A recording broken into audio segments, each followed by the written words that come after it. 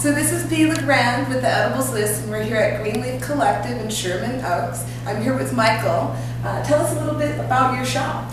Well, we've been here about a year and a half, and I think our shop really stands out amongst a lot of other shops based on just the sheer knowledge level of our bartenders, of our managers, of our cultivators.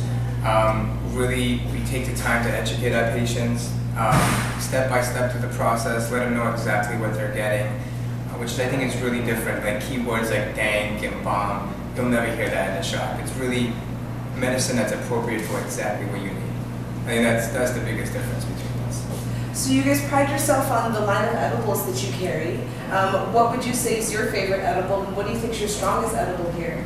Wow. Well, I am a big fan of our new edibles, the Medizan collection, which is a whole collection of sweet candies, the Sour Patch Kids type of stuff, the rings, which is really, really great. But strength-wise, from what patients have been telling us, what really gets them seems like the Chiba Chews, the Decadose Chiba Chews, the hash oils. It digests quickly through their body, and it's especially for digestive purposes, it's really, really great. Yeah, very consistent. It's very consistent. I don't think it's ever failed anybody.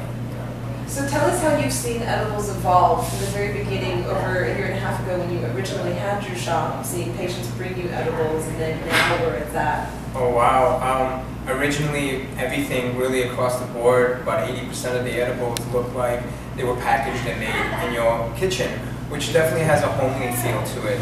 But as the industry has evolved, it goes beyond just how good the edible looks.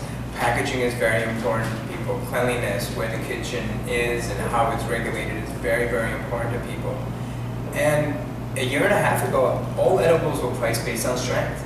If it was strong, that means it was expensive. And honestly, now it's gone beyond that. It's ingredients, how fresh it is it vegan, is it gluten-free? And patients are not always looking for, I want to be comatose. They're looking for the medicated level that they need. Tell us how you've seen our collectives in Los Angeles here evolve from 10 years ago to where they are now. Well, 10 years ago, I felt like it was like a Wild West type of situation where security was such a main concern. If you didn't have bulletproof this and that and an armed security guard outside, it was almost like it wasn't a safe place for you to work. Now it's a completely different industry.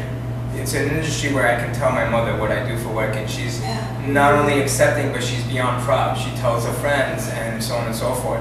I mean, if we have CNN doing reports with medical marijuana on a national basis, it's going to change our shops. So it's gone away from street type of businesses to full-on retail, very policy-driven, customer service-oriented establishments. So tell us where you think that medical marijuana is going to be in the next 5 to 10 years, both locally and nationally. 5 to 10 years, I think, on a 5 to 10 year scale, I think the outcome is pretty positive. I don't see full-on recreational use on a national level yet. I think there's still a good conservative base in America that won't like to see that. But I think even they're open to the idea of medical marijuana. So on a national basis, I do see it becoming a Schedule II, which will legalize us on a national basis.